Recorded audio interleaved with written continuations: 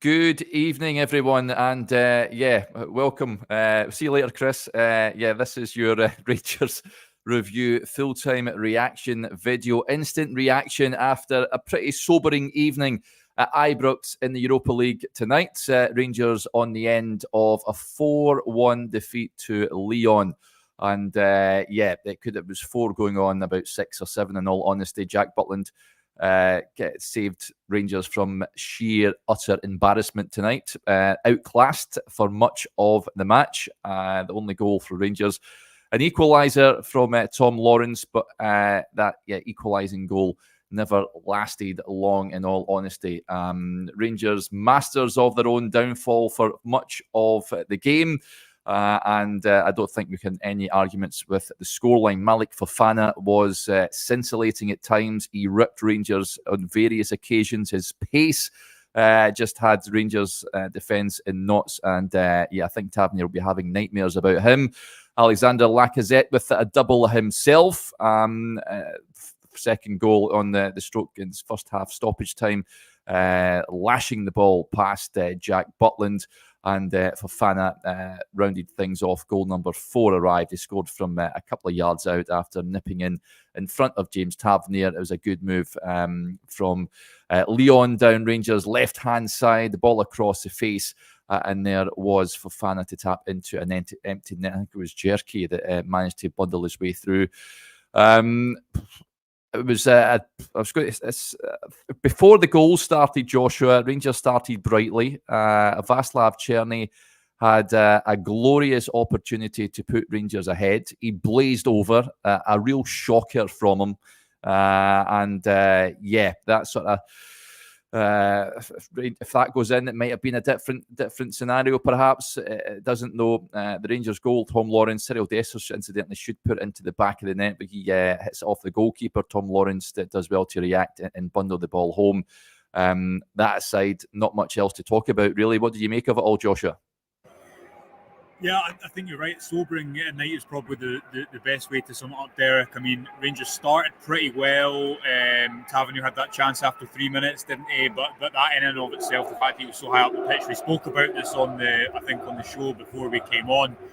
Does that defence have enough pace in it? Would Clement regret not playing someone like Casemiro or Sterling when you considered the strength that Lyon had on either wing? He would probably turn around and say, look, okay, yes, Rangers were caught in transition. Tavernier, especially for the second goal, really poor. And I'm sure we'll come on to him. Clement obviously replaced him on about just after the hour mark with Casemiro. He would probably point to the fact that Černý misses an open goal and Tavernier misses not an open goal, but a really good opportunity as proof of an ambitious approach was the right option. He'd probably point to the fact that Connor Barron plays a blind pass around the corner that doesn't need to. He started really well at Rangers. Obviously, that's a bad mistake from tonight. And probably point to that and say, well, again, that's not something I can control. If Rangers kind of keep their foot on the ball a bit when it's 1-1, they actually look decent enough in stages of that game early on. However, when that defence was left exposed, when Tavernier went high, especially because not even high, but when he moved into the kind of attacking third and was trying to attack the box, because Chefty was so high on the other side of the pitch, it left Proper and Suter way too exposed. And there was a moment where I think Butland made the save. Suter couldn't even really confront Fofana, but he was turned inside out, and those two centre-backs were too exposed, I think, for the pace and mobility that they have. Listen, the defence comes into this game in a pretty good place, but I just think that if you look at how Rangers approached this game, with hindsight obviously being a benefit, they didn't have enough pace in that defence, and it ultimately cost them. So yes, you can say from Clement's point of view, and I'm sure he will raise this in the press conference, they created sufficient chances in the first half to put themselves in a better position. When you look at the space that Lyon had to hit on the break, when you look at the fact that in the past when Tavernier's kind of played that role in European games at the stadium, Derek, you've had, Ryan Jack covering him, or a defender deeper, could have been Dujon Sterling tonight, or on the other side, you've had a fullback tuck in. So I think it would have made more sense if, say, Chefty was on the left wing tonight, and you had Casemiro at left back as we saw in Malmo, and then you have a little bit more cover. It felt, from my vantage point, looking at it, that Rangers lacked that, and that ultimately led to them conceding way too many chances. And as you say, Ibrox was holding his breath at points to that. the potential of that becoming more than 4, because Churchy and Fofana were really untouchable points tonight. Yeah, it worries me that the manager took so long to make that Tavernier substitution. We knew, like we said, Joshua, in the pre-match video, we knew they were going to be a threat down at the flanks, and they were almost getting past the Rangers defence at will. It was a real concern. The manager, for me, was too reactive instead of being proactive. I know he made a substitution at half-time. I didn't see Kieran Dill for a Tom Lawrence. I wonder if that's as a result of that knock he picked up when he put that ball in the net. I actually thought Dill did okay when he came on, but we know his limitations. But yes, so I mean, Rangers, as I touched on earlier on, masters of their own downfall at times. I think he got his team selection wrong tonight, the manager. Christopher McLaughlin with the point says the Tav substitution was a big statement, and imagine this is the start of the end. Too late, I'd suggest. Yeah, you never had them in your starting lineup, Joshua, and with hindsight, I don't think the manager should have started him. It's sad to see, actually, Tavernier, because he's been such a big player for Rangers on European nights down the years, but he's up against top-class opposition. I'm sorry, he's done. I think defensively, yeah, we spoke about it so many times, Derek, but when Clement, and listen, Clement again, he might say that injuries elsewhere limit him, and he needs to use Sterling's minutes elsewhere, as he did in the right wing tonight, or he might say that Casemiro is still getting up to speed. However, and Lyon did set off the game a little bit by the time Casemiro came on for the final 30 minutes. I thought he did better up against Fofana. I don't think the question this season was if Tavernier was going to stay, and there was dubiety over whether that was going to happen this summer. The question was not, can he influence certain games? Because he can, and I still think, speaking after this game when he's had a really bad night, then certain games at Ibrox, in particular against certain opposition, he's just come off the back of a defence that's getting 4 clean sheets in a row. It's not that he's a constant. Yeah, but I mean that. Yeah, in a game like tonight, sorry, go on. Yeah, no, 4 clean sheets in a row, that's okay, but you're not coming up against opposition like they were tonight. Exactly, which is why I think we spoke pre-match about the fact that does what he gives you in a game like this now, and again, Clement would maybe say, look, it's chance after 3 minutes, he doesn't finish it. Does what he gives you in an attacking sense now make up for what he doesn't give you in a defensive sense in a game like this game tonight? And listen, I thought John Souttar was probably just as culpable alongside him tonight, Derek. That 4th goal, Tavernier losing his man at the back post isn't good enough. And we know that Casemiro or Sterling, they're better defenders, aren't they? Like Sterling's probably, I would say, the best one-on-one defender at the club. Yeah. And again, there's a question, okay, so should Clement maybe have changed his tactics somewhat? Should he have played Chefty higher? Again, he might point to the fact that Rangers created chances early on, but look at how many they conceded at the other end. And that was mistakes that Lyon forced them into as well. So no, I agree with you. I think the fact that he turned and made that substitution after 60 minutes tells you that he knew he had to make a change there tonight. It tells you that he knew he had to make a change at right back. And I think a lot of people would have been able to call that previously. Tavernier has his critics, he has people that will stand up for him. What's clear is that he's older than he was a couple of years ago. And again, the upside you get in these European games is what he gives you defensively, especially now given how Rangers are playing with wingers. They've got more players in the attack. They'd have really benefited, I think, from having a more natural defensive player in that position. You know, Casemiro's played a lot of his games at centre half. We know that Sterling is a good defender. That wasn't the case tonight, and as I keep coming back to, I just thought Proper and Souttar looked so exposed in big acres of space in that first half.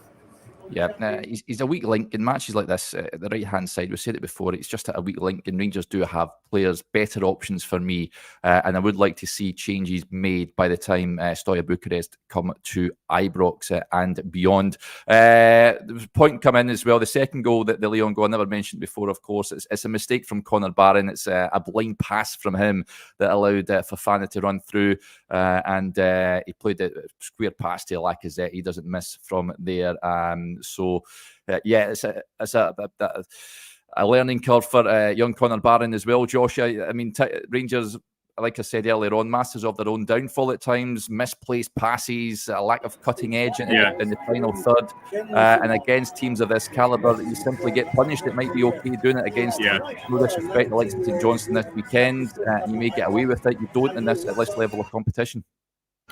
Yeah, and again, you know, the Cherney chance, which you've obviously referenced, is a huge moment because it's an open goal. And if any player needed that to go in tonight, that's him. And it didn't, much like in Malmo last week, he looked like a player who wasn't confident taking that. If that goes in, go on. Yeah. No, carry on. Yeah, go. Yeah, but that goes in, obviously, it's a different game. So again, Clermont's going to point to these moments and probably say that chance and the Tavernier chance. But even in spite of that, you're right, at the other end, because of the way Rangers set up, they conceded so many chances. I think tonight, you see, even if you'd had a Casemiro or Sterling at centre-back, you could have maybe left a little bit more space in transition, but it just felt like Rangers were so open watching it from my vantage point here against those wingers. So yes, you can say that you cannot miss those type of opportunities when Lyon are so ruthless at the other end, in particular in the first half. You can't give away a throw-in as cheaply as Rangers did for the third goal, and then Suter's not tight enough at all to Lacazette. Tavernier at the back post for the fourth goal when Fofana sneaks in behind him. We've discussed the other ones already. So yeah, but it's not just a simple case of one team took the chances and one team didn't. It felt like, again, to keep coming back to it, for the upside of Rangers' approach, which was that they created those opportunities early on, they just conceded so much at the other end. And Barron, it's a bad mistake. You could see as soon as he played it, he didn't have to play that pass.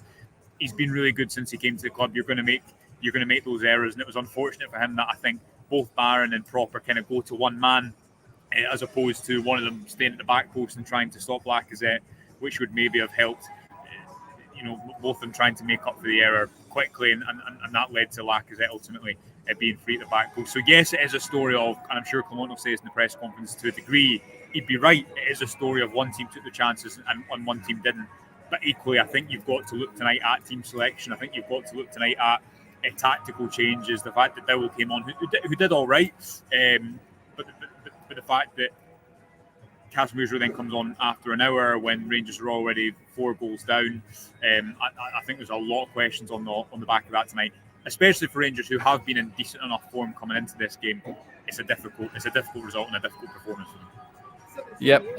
For me, Czerny looks a man devoid of confidence. I thought he was poor last Thursday, and that miss, a lot of fans are not having him, Joshua. I tell you what, I know the manager said that Yanis Hadji isn't up to speed with the first team.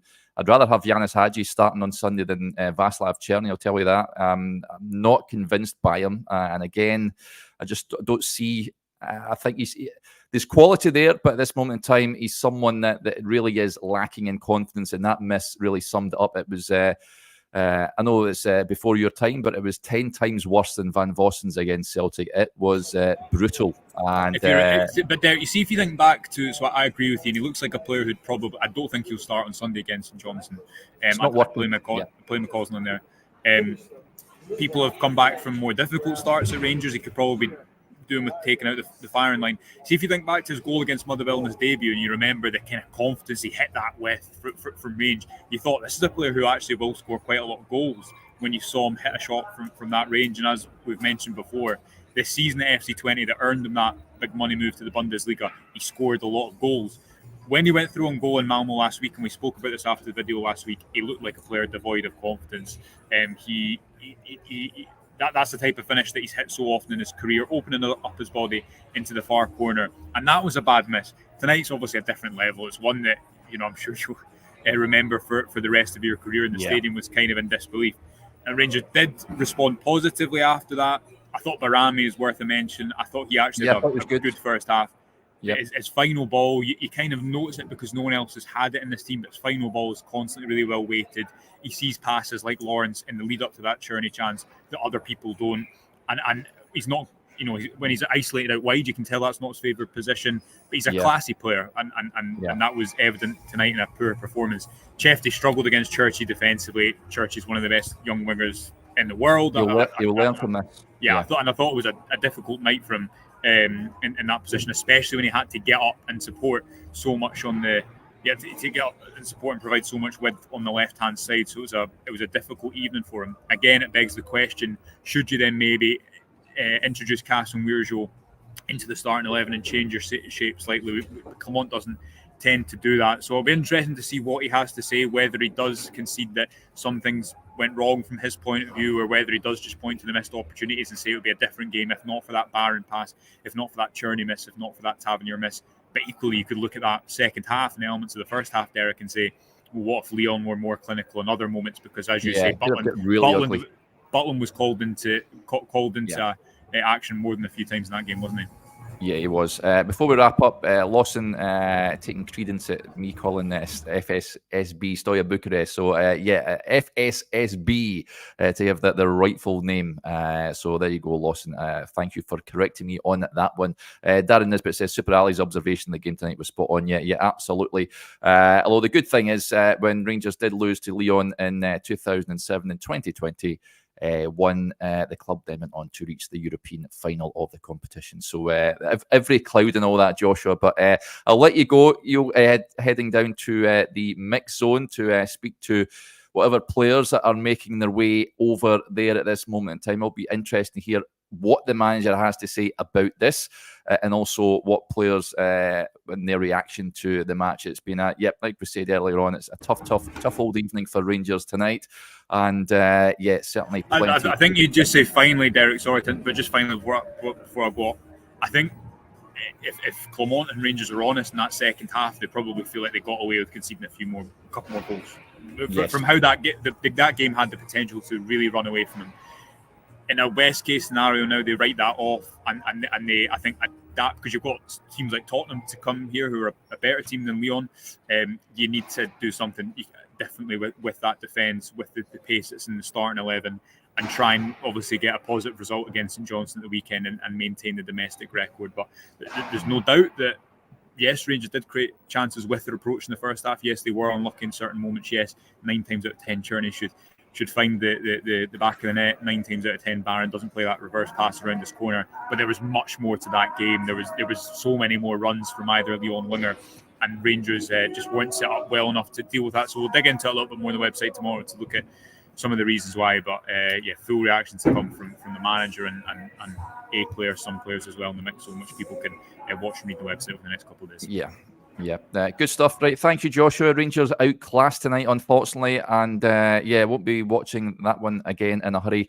But I'll be on again tomorrow morning. Chris will join us, and we'll just dissect the match in greater detail. So we hope you can join us for that, folks. But thank you for tuning in, and what has been a tough old night down at Ibrox way. But thank you for tuning in, your comments as ever, and we'll speak to you tomorrow. Good night.